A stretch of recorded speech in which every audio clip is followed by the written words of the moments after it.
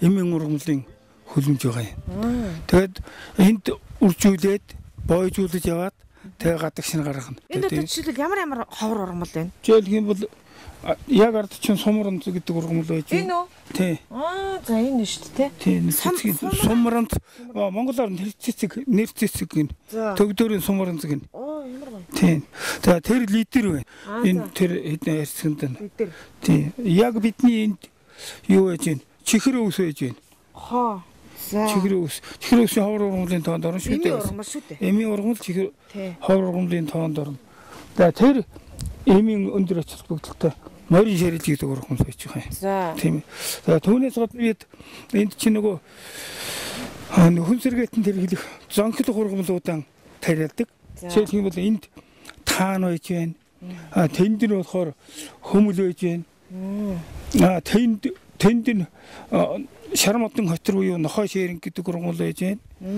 За энд хошоон бут гэдэг ургамлууд байх жишээтэй.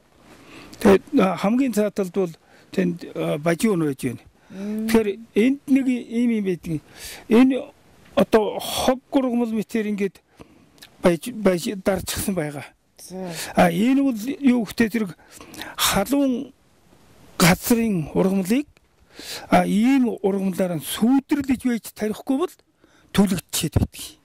Энэ чинь бас хамгаалагч гэсэн үг юм шиг. Хамгаалагч ургамал. Гэвч ер нь юм тарихтаа дандаа хамгаалагчтай тарихгүй болохгүй. Хамгаалагч ургамлыг нөмрлөгч ер нь нөхөн сэргээлтэнд нөмрлөгч ургамал, жинхэнэ зонхлогч ургамал, тэгээ хачирлагч ургамал гэсэн гурван ургамлыг зүйл ургамал, гурван төрлийн ургамлыг бол хэрэгэлдэг. Энэ гоё цэцэгтэй энэ ургамал чи ямар ургамал вэ? Энэ сарнайхрууд ирсэн байна. Яагаад энэ дурд?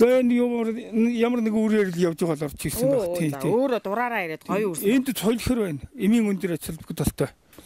Энэ цолхорын гурил гэж байдаг тийм. Дээлүүцээс бөөр нэ тэр юм хэрэглэхгүй юм байхгүй тийм ургамал байдаг. Энэ чи юу лээ энэ? Наадах чинь бол гаднаас бас хог ургамал орж ирж байгаа. За. Хойд зүгээс өмнөөс биш. Өөрөөр хэлбэл хангаагаас гис утган дээр хийж байна. Тэгээ хамгаалагч үүрэг гүйцэтгэв. Тэгээ хамгаалагч үүрэг гүйцэтгэв. Ер нь ямар ч ургамлыг бид улаад үзэхгүй. Энэ хоёр хүн бол одоо нөгөө нөмрлөгч ургамлынхаа юуг нь үрийг нь түүж байгаа байтал. Тэгээ үрээ түүгээ яах вэ? Үрээ түүгээ хадгалж байгаа хойд нь давхар тарьчихна. Давхар тарина. Ер нь ургамал ухаантай гэж та түрүү хэлжсэн. Энэ талаар нэг бид нарт товчхон ойлголт өгөөч. Жишээлбэл тэр наран цэцэг, нараа дагаж ургадаг цэцэг байтлаа говд ургахаараа нарны эсрэг энэ төр ургаад. Ойлор чинь өөрөө бие хамгаалахад чадлаа л да.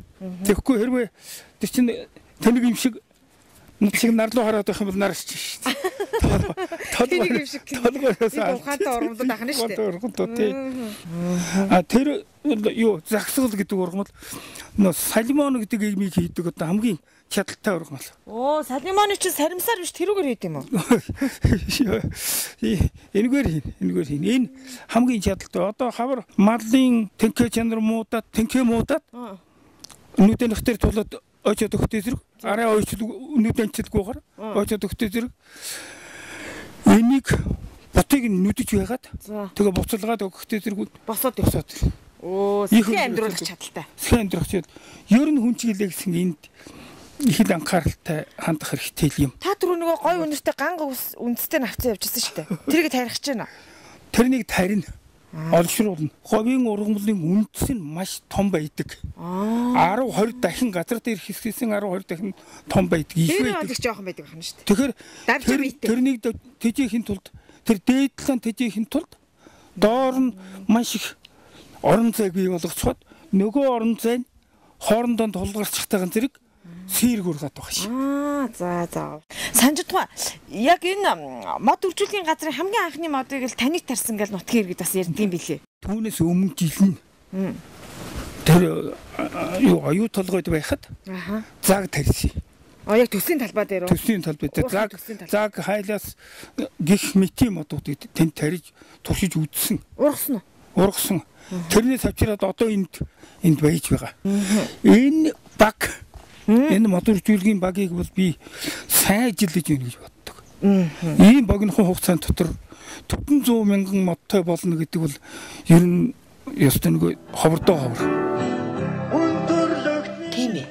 Байгаль ээжигээ хайрлсан сэтгэлээ бүтээж хийснээрээ харуулж яваа энэ хамт олныг алтан цэцэг удирддаг.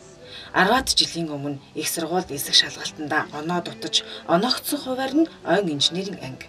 Бараг л голон байж элсэн суралцаад 2007 онд шинжлэх ухааны техникийн их сургуулийг ойн инженер мэргэжлэр төгссөн.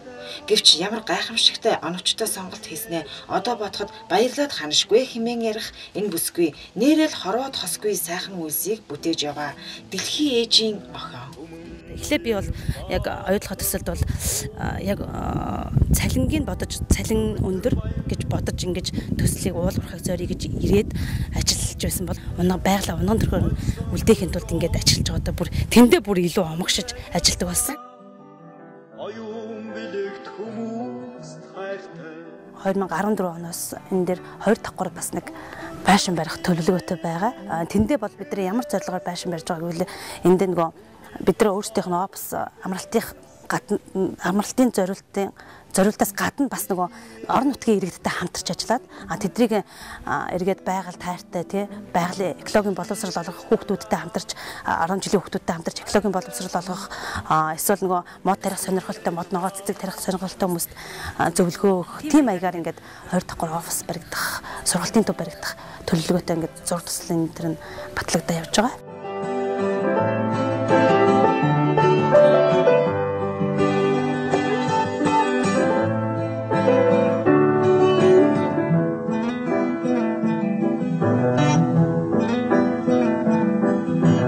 Оддын дундаас ижлээ хайсан